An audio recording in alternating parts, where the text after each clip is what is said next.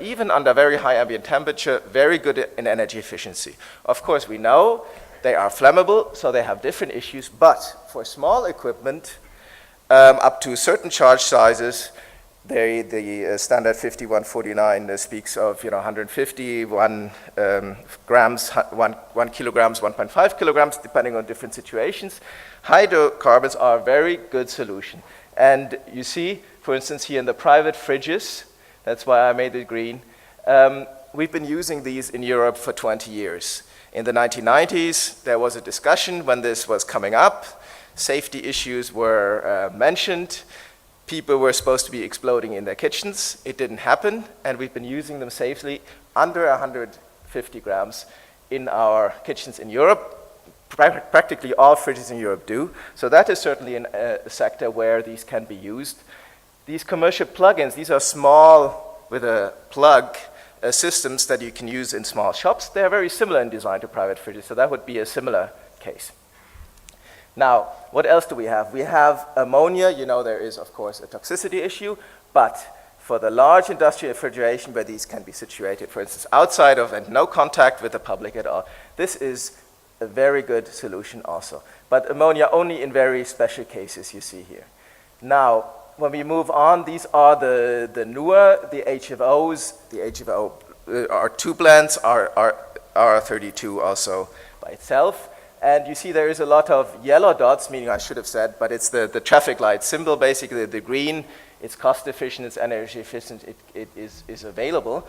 The yellow one, there is some certain conditions under which. It's because, of course, this is very new developments. The technologies are there, they're probably going to be very efficient, but wide availability is often not yet given. So that is something where we need some time. And you see, these will be important in quite a number of sectors, including here in the air conditioning sector. So there, we do need a little bit of time in order to have all alternatives available. Summing up this slide is a little bit that the picture is not so bad. If you look at the subsectoral level, there is a number of sectors where we can do things. I mentioned here the ones in the hydrocarbons. There is a number of sectors where we need to see that the economies of scale and more technological development bring the alternatives to the market. So the future looks quite good. We're not here. It is a barrier in the high ambient temperatures, but I think we see on the horizons the solutions. And I hope we will hear a lot from the technical experts today, a lot more on this. Just to underline a little bit with the point I made on the hydrocarbons, I spoke of the fridges in people's homes. This is a picture actually of these plug-in units in supermarkets. And you see the number is 480,000 of these units are used according to Sheco, the source, all over Europe. So it's not equipment that is not yet available. So it's quite widely used in Europe, and as I said, using hydrocarbons, it is very good, efficient, also under high ambient temperature.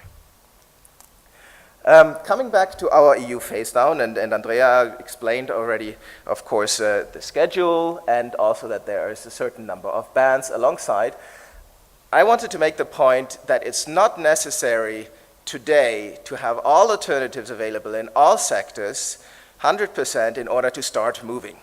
In the EU, we do not have, at this moment in time, 100% alternatives available in all sectors, and we're still moving.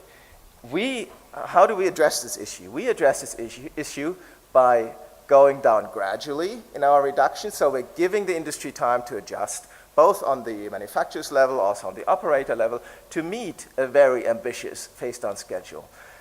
We have, this moved somehow, so the blue one should have been going up to here, the 21%.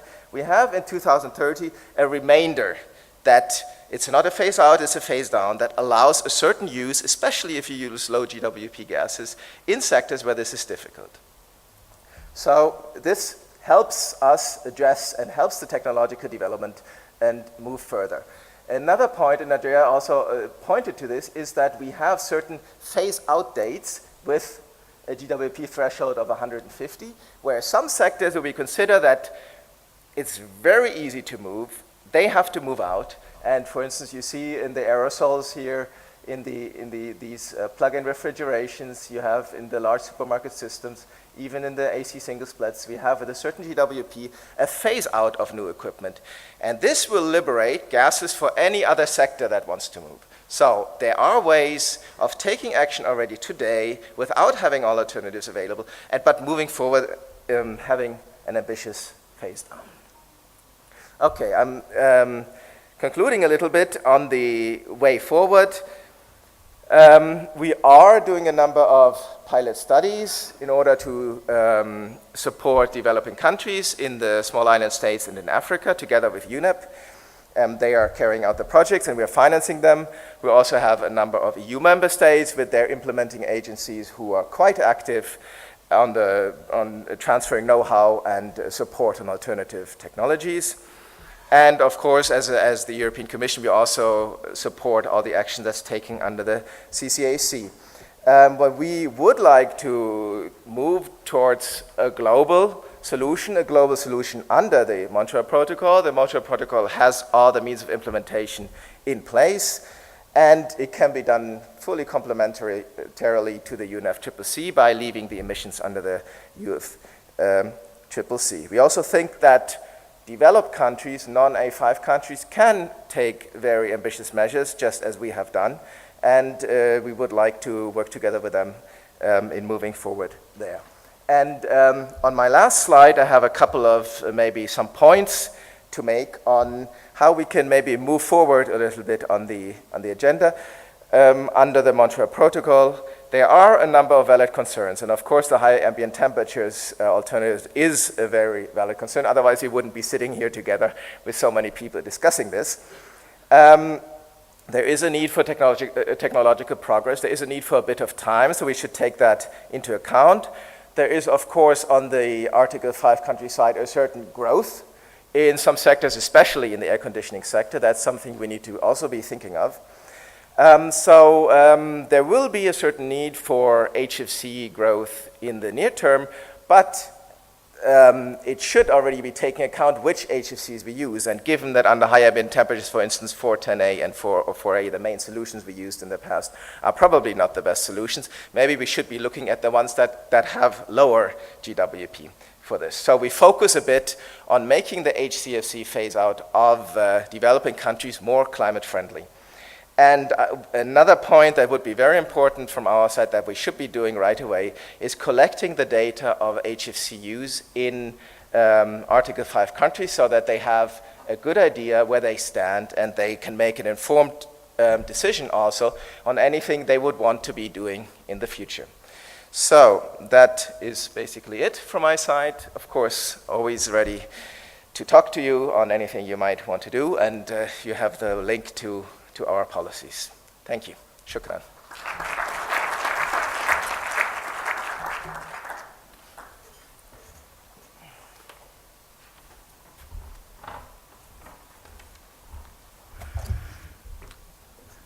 Thank you, Dr. Arno. And you didn't manage to break the record of Andrea till now. We'll see.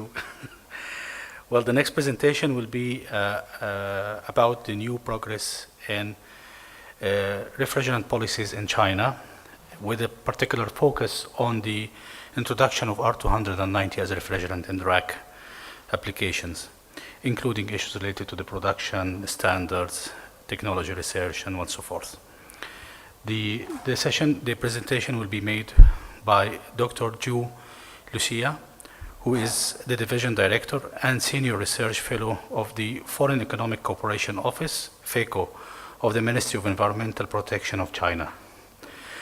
It's the largest national implementing agency for the multilateral environmental agreements, and he has been working with FECO at the ministry for the last 14 years, and currently he's assigned as international consultant for the Montreal Protocol implementation branch in the UNIDO since June 2014. So, Dr. Zhu, can you please kindly come?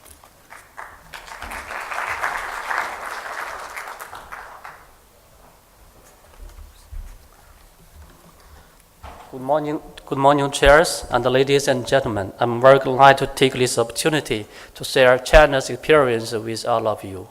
First of all, I'd like to express my sincere thanks to the organizer and also to the hotel to make a good contribution for the excellent workshop. Okay.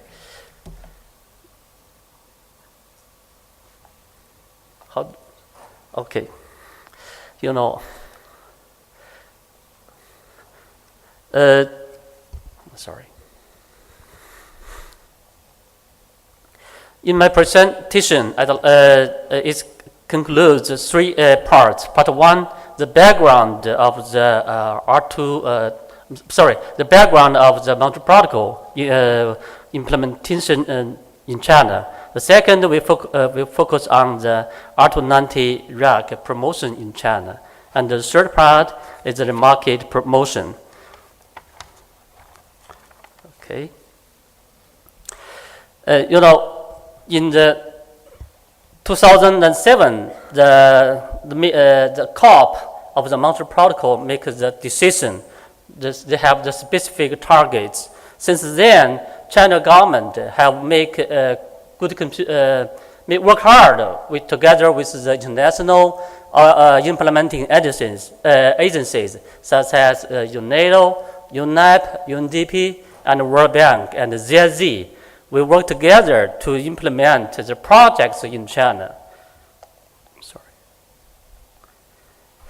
And the central government have paid much attention to the implementation of the Montreal Protocol. This picture shows that the phasing out HFCC have already been mainstreamed up to the top level. And with regard to the R290, why we selected it as alternative, why we selected as the alternative? I think there have some reasons. The first, it is environmental friendly. The ODP is 0 and the GWP is very lower. Okay. The second is it is very cost effective. The discharged amount is 1/3 of the R22. Okay, the third is the performance is very good. The COP can reach 3.6 and even higher.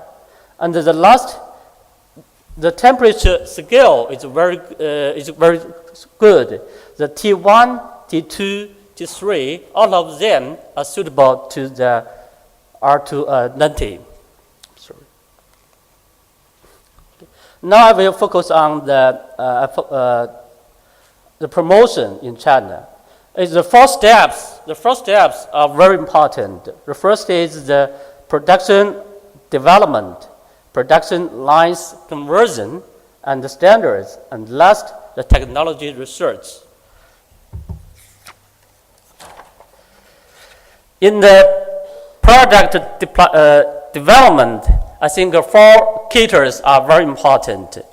For the system design and performance, the safety control, and specific compressors.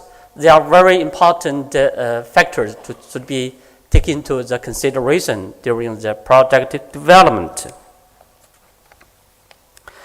And the second component, which is also very important and the most important, is the production line conversion.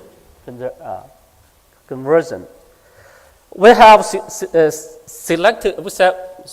successfully implement a lot of projects.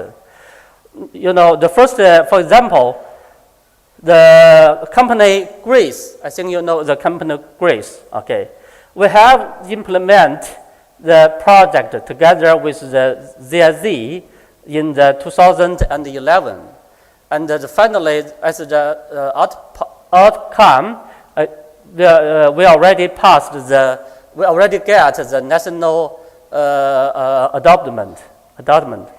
For media is another important company. Media has implemented another project together with UNESCO. And we also accept in December 2013. And MIS is another company. Okay. We also have a very good implemented, a very good, a successful project. Okay.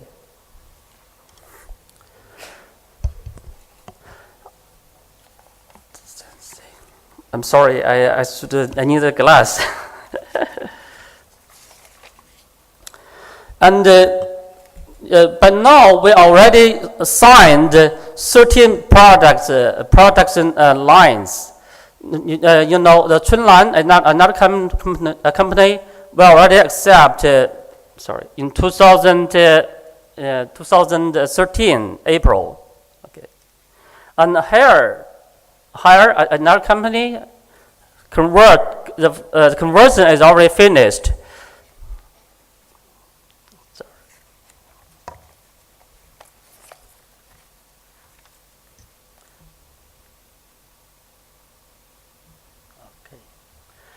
The third part is the standards. You know, for the implementation of the product, the standards is very important. The national safety standards, I'd like to introduce something about the national safety standards.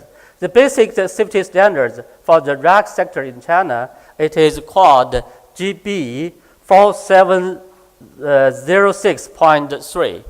which allows the usage of the flammable fragment in rack already come into effective on the 2013.